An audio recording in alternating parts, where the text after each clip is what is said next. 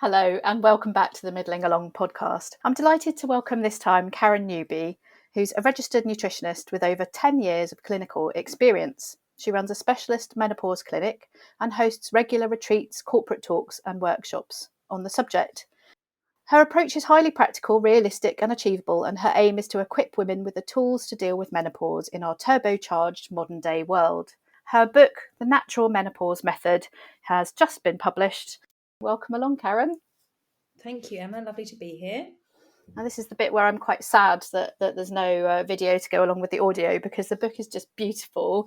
And if we had video, I would hold it up to the camera now so you can see how beautiful it is. So you're just going to have to believe me or go out and buy your own copy. You.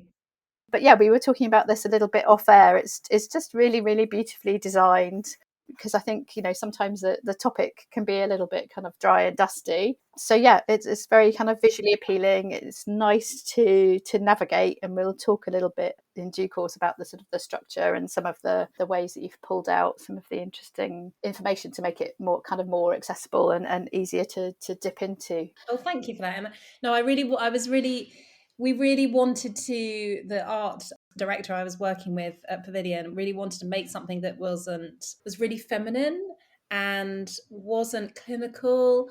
I didn't want anything that was pink. I was really keen to use lots of illustrations and, the quotes, because I love quotes, and also to make it more like a journal style so that it was easy for women to dip into. As opposed to, oh my God, this is another thing that I've got on my to-do list. I've got to read this book. So it was very much designed with that kind of overwhelmed, frazzled brain that we all have in mind. And actually, my sister-in-law, who's dyslexic, said that it's really easy to read because it's the ink isn't on white paper, and I didn't realise that actually. Yes, that makes the back of it is sense. a nice pink. Well, not pink, it's kind of a corally colour, isn't it? Yeah. So it makes it much easier to read as well. So that was an additional bonus. But yes, it's very much something that you don't need to read in a linear form if you don't want to. I can see it sort of being definitely kind of sitting on the bookshelf, and me kind of dipping back into it for little reminders and here and there. So I think one of the things that I really like is that you've got these small shifts peppered all the way throughout. So just sort of bulleted lists of that are kind of relevant to the particular section. But again, I think, like you're saying, with the sort of the overwhelm and the sort of information overload, sometimes I don't know about people listening, but I read all this good stuff and it kind of goes in, stays there for a bit, and then you kind of forget about it. So it's nice to be able to sort of go back in and go, yeah, what was it again? And just sort of just have those little kind of reminders throughout that help us. Absolutely. And I'm a very practical person, and it's written in the way that I work with clients one-to-one. So it is about small attainable shifts, because that's how we bring about behavior change. We all know what we should be doing, kind of, but we don't do it for whatever reason. So throughout the book, it was really important for me to give people very easy next steps to create what I call like a ripple effect across the day. I never tell any of my patients to stop doing things or do this instead. It's a very sort of, it's a therapeutic way of doing things, which is right. Okay, let's focus in on the first hour of your day, and let's swap out the caffeine for the hot water and lemon, etc. And even if that's the only thing you do. I'm laughing because I did that this morning. I thought, I'm going to talk to Karen. I'm going to give it a try. And actually, it was really good. So I thought I would miss my coffee. I had my coffee instead at sort of 8 o'clock instead of at 7. Yeah. So yeah. And it's even things, it's just little tiny changes. And I say this to my patients the whole time, is that a lot of my patients don't have a bad diet either. They're not eating KFC and having loads of takeaways and things like that. They're eating food that just isn't giving them spark plugs and those vitamins and minerals and all of the good stuff that we need. So yeah, I'm very keen to create behavior change whereby you don't feel like it's minimal effort for you. As the phrase goes, the chains of habit are too light to be felt until they're too heavy to be broken. For many of us, our day is so reactionary. It's very ritualistic, especially with the teas and coffees, or missing breakfast, or tea and toast, or eating on the run. And it's, for me, with this kind of new year, January is just always, I actually find it quite distressing to see my industry, with the sort of not necessarily the nutritional industry, but the diet industry, and how, if there was ever a month to eat well and to enjoy yourself, it It's would be the worst January. possible time, isn't it, to be kind of starving yourself or kind of like neglecting to Yeah, fuel your body. Like, it goes against kind of everything that you want to be doing, which is hunkering down and kind of, yeah, really nurturing your absolutely. body. Absolutely. And for me, it's actually about putting more food in. So as I say, my clients don't have bad diets. They just have, the tea and toast and maybe a sandwich at lunch. They'll probably have, some biscuits or whatever in the afternoon, or some chocolate maybe. And then they'll sort of snack before their evening meal. And often their evening meal is the one that has the most nutrients in it. And for me, it's about making sure that those nutrients that are in your evening meal also appear in your breakfast and in your lunch. And in January, I'm doing a lot of work at the moment, just helping women to enjoy the process of cooking, or not. And it doesn't need to fall at women's door either if you have a partner that can cook as well. But in terms of, that sort of radical, it's quite radical really, as in everything that's going in our mouths is helping to support us, and getting women used to thinking, no, I am going to take time to nourish myself. And if that means that I have to be, 15 minutes later at work, then so be it, or at my desk.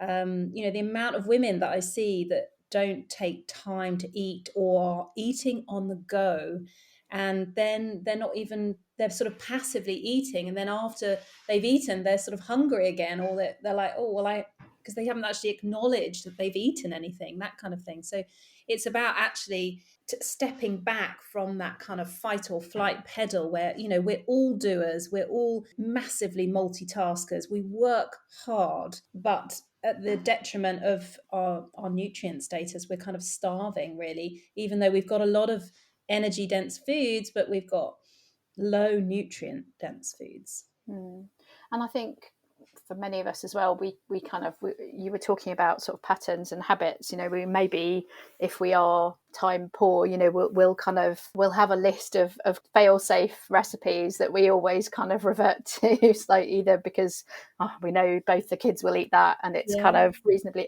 we know how to make it, and so yeah, there's an element as well of kind of having to break out of those patterns.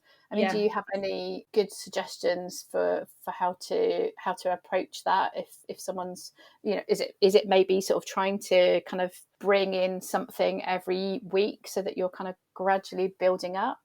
Yeah. There's a lot of ways, and I totally get that. I think for a lot of women with children, and some of us are going through menopause but have young children in the house. I see clients that have stopped breastfeeding in their early 40s and then bang into perimenopause. Or we have teenagers in the house, which is what I'm experiencing, which has its other kind of nice combinations going on. Oh my goodness. But there is, and I totally get that there is that thing of like, right, I'm going to cook this because I know everyone will eat it, because the last thing we want is to be cooking things and our children not eat it. And it's just, Or trying to do 3 different dinners. yeah, yeah. So for younger children, there is still that thing of, I'm very much about having something that you will both eat, but amending it for yourself and amending it for them. So you're kind of cooking one thing, but you're adding things in for yourself and adding stuff in for them. So for example, something like I don't know, I'm a big fan of doing kind of paellas and things like, or rice-based dishes.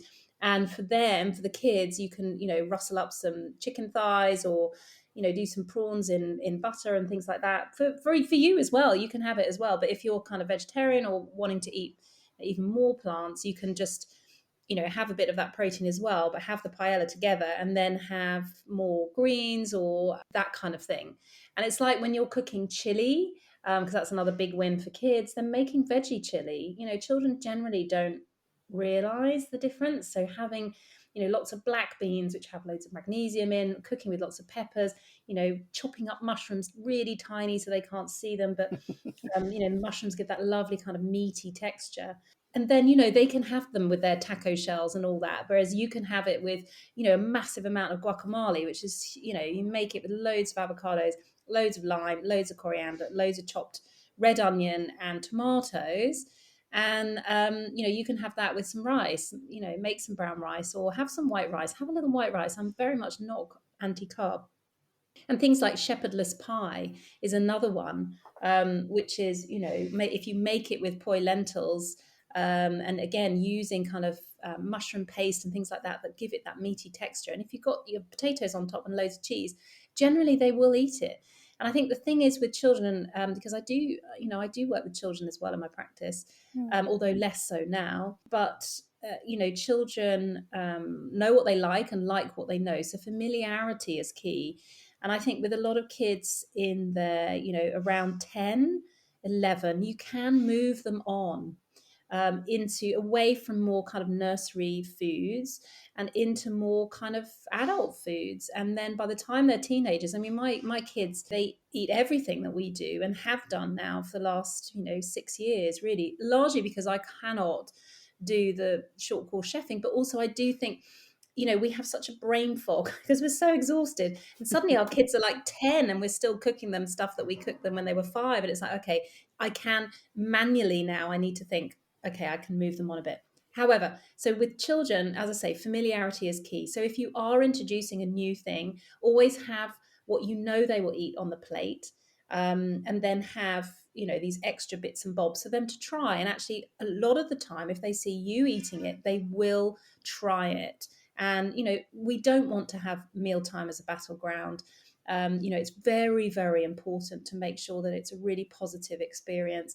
I like having dishes, so for example, we cook a lot of Asian food. I used to live in China and Vietnam, and, Asian cookery is so fun and it has a bit of drama about it. And, kids love all the little bits and bobs that you put on it, like, the shallots, the dried shallots and things like that. And, the using chopsticks and that kind of thing, putting in on the ginger and things. And again, putting lots of plates in the middle of the table allows children to have ownership of what goes onto their plate as well, which I always think is really important. And it helps them to trial new things as well. But, Asian food, for example, even like stir fries and things, adding in some tofu, they might not want to eat all the tofu, but, they might surprise you as well. Oh, my son's a recent tofu convert. He's 12 and he's vegetarian, so very, very pleased that he's kind of finally come round to tofu. And again, sort of so much of we're trying to sort of double down on good nutrition. And any other tips for kind of keeping the joy and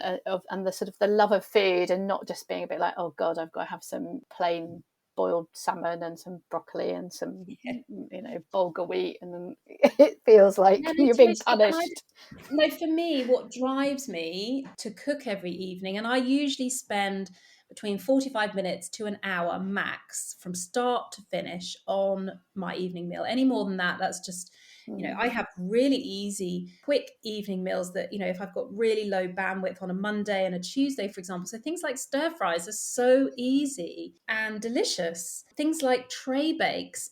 But actually, what drives me to cook every evening like that is because I like good tasting food. And for me, the way that I work with my clients is to rewire our brain to think, actually, yes, the more you cook from scratch, the more you experiment with new recipes, the more you crave that home cooked food, and that you don't necessarily want to have a bowl full of pasta or, something that you just sort of popped in the oven.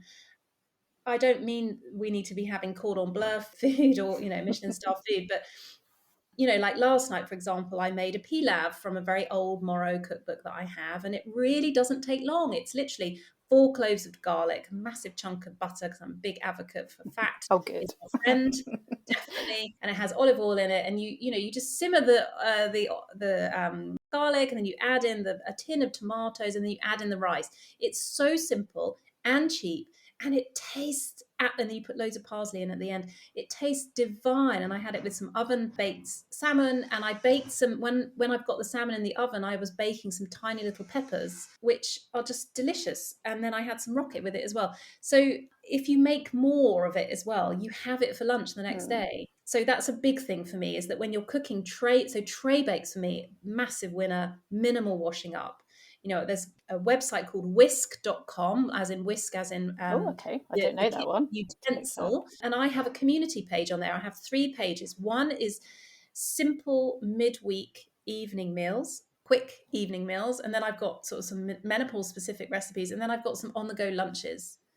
So have a look at those. And these are literally recipes that I've gleaned from the internet, because actually for recipes, the internet is a great tool. There's just so much choice out there, isn't there? And I think when we're, coming back to that And thing it's about being time easy. poor again, it's like Yeah, you can just Google what ingredient you've got.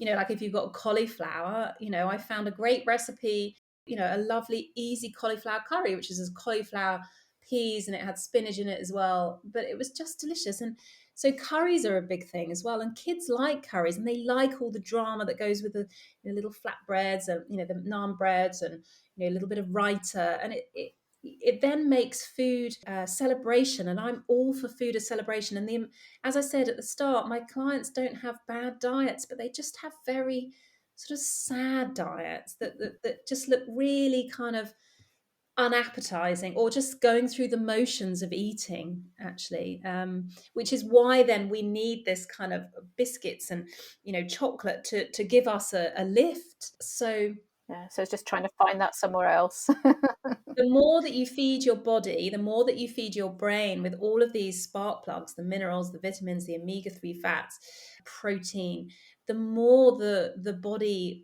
craves these things. And certainly with my work with children, you can see that when you give supplements, for example, to kids that are very fussy eaters, that this kind of changes their palate.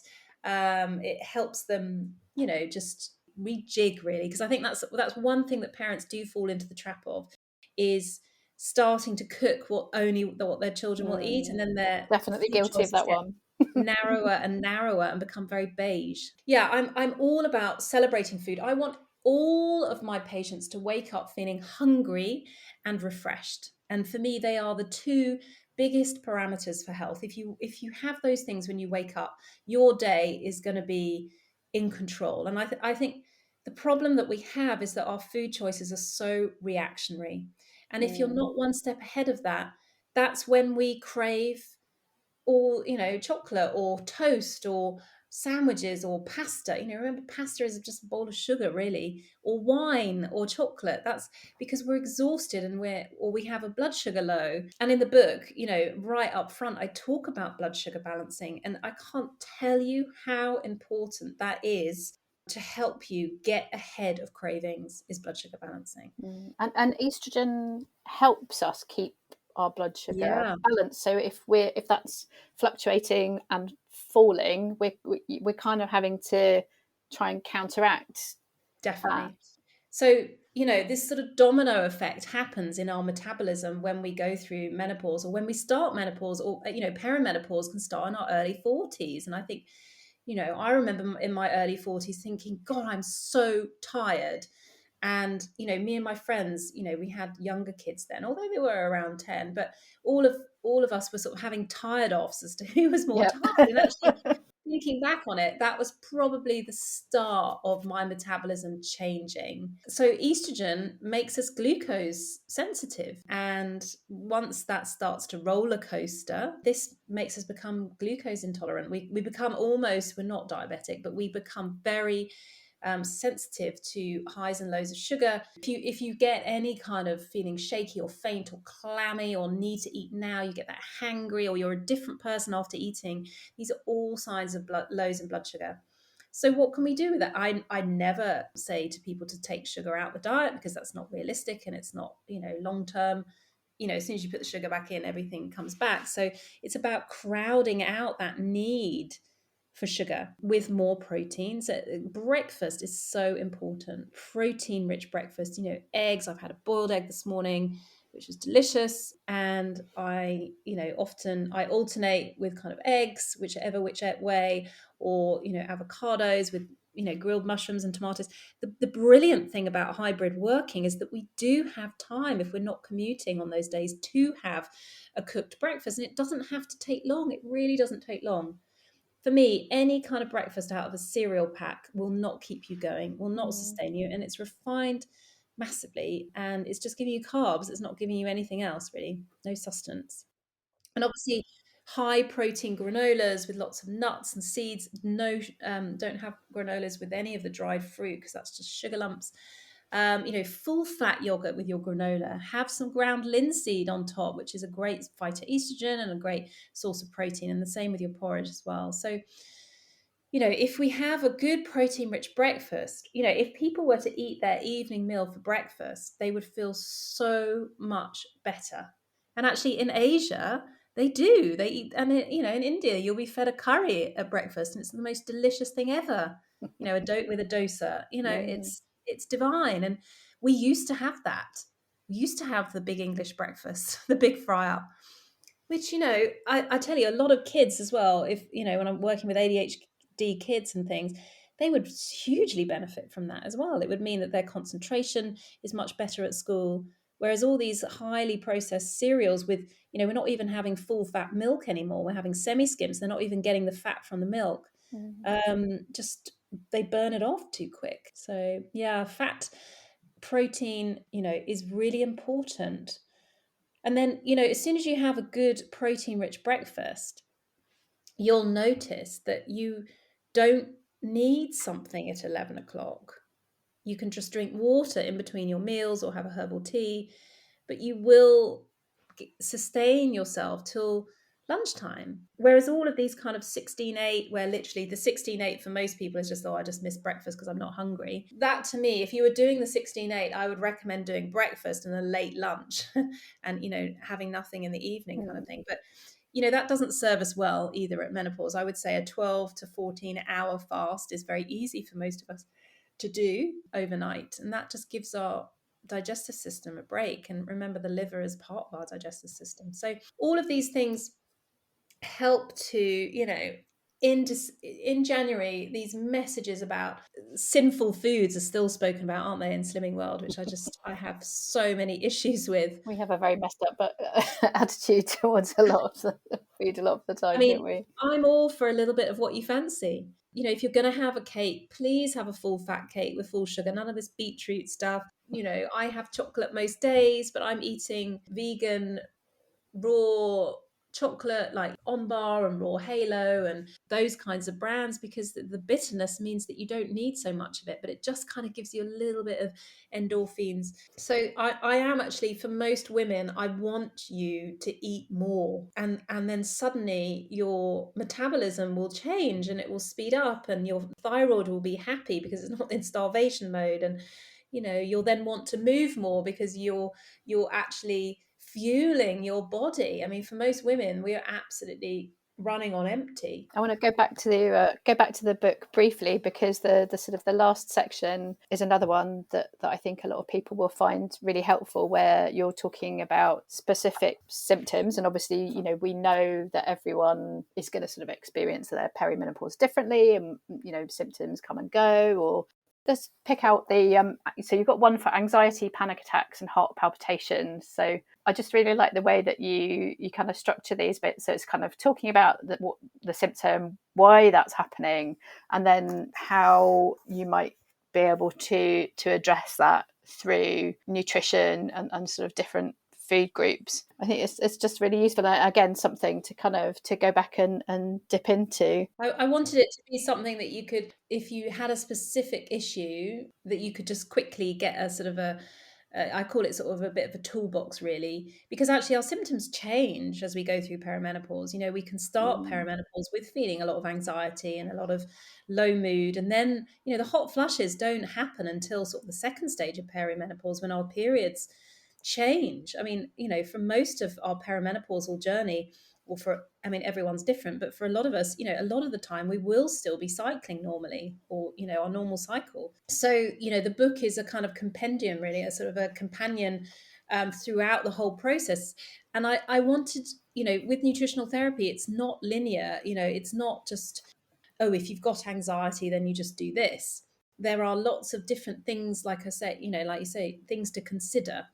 And then you go back to the first, the part two, which is going through the four kind of main shifts, which are looking at your stress levels, looking at how well your liver and gut is functioning, and then looking at how well you're sleeping, and looking at then what you're eating. And then, the troubleshooting is a little bit on top, the icing on the cake, if you like, because for me, I wanted women to see that there is research, a lot of research on specific nutrients for specific ailments. And certainly anxiety is one, when you look at magnesium, when you look at zinc. And that's why I've referenced as much as possible, because, my background, I've done a BSc in nutritional medicine. It is all based in biochemistry. And I wanted it to be evidence-based. Omega-3 and depression, stacks of research on that, regardless of perimenopause, actually. So everything is backed up with research that, because I want people to see how robust, nutritional therapy is. And then, of course, there's a little supplement section as well for each of them. And this is just, some supplements that I see work really well in my practice, because supplements is such a minefield. The book was written, it came out in October, but it was kind of completed the year before. So even some of those supplement names have probably changed. But the supplement companies that I talk about, and I don't work for any of them, but all really good companies, and I want them to be shouted about, because there's so many massive rubbish companies that have huge amounts of money that just aren't in my opinion worth the money. So it is a bit of a minefield, and obviously, we don't have to take supplements, on top of the sort of the dietary sort of changes and suggestions that you're putting out here. But clearly, they do work for some people. For some people, they're just not going to be necessarily an affordable option. Absolutely. And I would like to just add to that actually, if you change up how you're eating, not even what you're eating, but even how you're eating, and then what you're eating, that, don't underestimate the power of food without supplements. So yes, I agree. You don't always try that first and see how you get on. Some of the supplement brands I talk about are expensive, but there is so much you can do without them that will make a big difference. They're not, the thing is with supplements is sometimes they can speed up the process. Sometimes, for example, with digestive issues, they can help to break catch-22s, but you can still work very effectively without them. So yeah, don't feel that is essential. One of the other things that I said to you off air before we started that I hadn't known about before I read your book, there is a sort of a tendency in midlife that our sort of fat distribution changes, and it kind of ends up round the middle. I mean, you can't basically go anywhere online without being targeted by adverts for things to do with your meno belly or whatever godforsaken thing we're calling it now. But on a kind of more serious note, that we know that there are health issues associated with carrying that visceral fat, but also you talk about that fat sort of being responsible for this aromatization process. And can you talk a bit more about what that is? Because I haven't heard of that before. It affects testosterone and the conversion to more estrogens. And, that weight around the middle is so unhelpful. And it's often called the worry waist, because it is a cortisol kind of stress link. But it also is a symbol of more male pattern of weight gain, which comes when our estrogen is out of ratio with testosterone. And testosterone actually doesn't change that much throughout menopause, but the ratios do change. And this is why we can then have male pattern baldness starting to happen, or we can start to get hairs on our chin and hirsutism, because of the more kind of androgens, more kind of dominant versus estrogen. However, the more this brown fat around the middle doesn't work in the same way as fat on our arms and on our thighs and on our butt, which is inert. That's basically where we should be storing fat. This brown fat becomes its own endocrine system, and it starts to convert, into testosterone, into more estrogen. And this can affect our testosterone levels, which is why I think there is an issue with libido. So for me, it's, helping the body release this stored fat is very important, and the way that we do that is to get the body out of fight or flight mode and into rest and digest mode, because it's holding on to that fat. And this is why I talk about sort of hormonal roadblocks to weight loss, which, if you go to a Slimming World or a Weight Watchers, they're not addressing those kinds of issues that we have at perimenopause. However much cardio you do and calorie restriction, that weight around the middle will stay, because it's a kind of a stress response from the body. So it can then create more kind of estrogen, which you think would be helpful at perimenopause, but it's not the kind of the right kind of estrogen. It's much more proliferative form of estrogen, and can then create more kind of estrogen dominant symptoms like breast cysts and heightened PMS, things like endometriosis. Endometriosis and fibroids and even certain breast cancers are estrogen sensitive. Heavy periods, for example, is often an early kind of sign of perimenopause, where heightened estrogen can actually increase the lining of the womb and cause heavier periods. And this is why, at perimenopause, at the start of perimenopause, we can actually get a hyperstimulation of estrogen, which causes a lot of these symptoms. So perimenopause, I always talk about it as sort of roller coasters. It's not necessarily deficiency, I can't bear that word that's bounded around of deficiency and disorder. It's just roller coastering, and that's why we have these far-reaching symptoms. So the brown fat as well around the middle also starts to kick out cytokines, which are inflammatory molecules. And this is why menopause is very much an inflammatory transition. So that's why having more anti-inflammatory foods in your diet is really important. Estrogen is an anti-inflammatory. So this is why we start to, with that slight dip in estrogen, this is why we can then become more inflamed, which means more aches and pains and, that kind of thing, bloating. So there's a lot going on. Yeah, but there's also, I'm encouraged by how much we can do to kind of help ourselves. For anyone who's feeling overwhelmed at the thought of trying to eat the right, in inverted commas, stuff to try and support themselves through this stage in life, this is a really kind of helpful book that'll kind of hold your hand through all of that. It's not going to give you a hard time, as Karen said, if you have a cake now and again. Definitely recommend it. It's a fantastic book. Oh, thank you, Emma. No, I wanted it to be a friendly kind of guide. As a therapist, I'm on my patient's side, and I want to help you bring about change in a gentle way that will work with your busy worlds. So if you're listening to this in January, be gentle with yourself. Start small and build from there. And ignore all the diet stuff. For goodness sake, do not go on a diet. They don't work. They don't.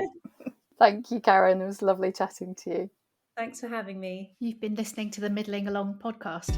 Do remember to subscribe to be notified when our next episode is live. And why not visit the blog at www.middlingalong.com to sign up to my newsletter as well. I do hope you enjoyed listening today.